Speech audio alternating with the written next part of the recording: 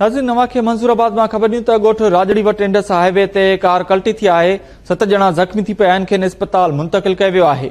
अव्हांखे ॿुधायूं त ॻोठ राजड़ी वटि इंडस हाईवे ते कार कल्टी थी आहे। 7 ॼणा ज़ख़्मी थी पिया आहिनि।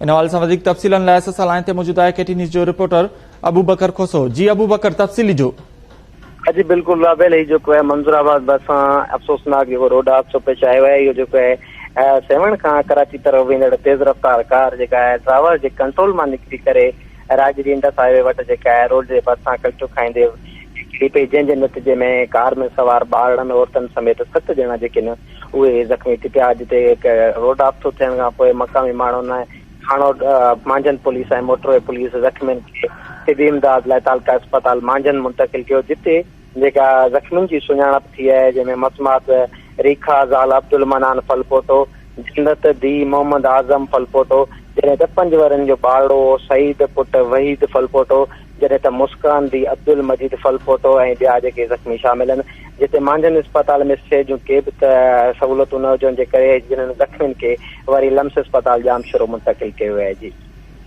वॾी महिरबानी अपडेट करण लाइ अबू बकर खोसो।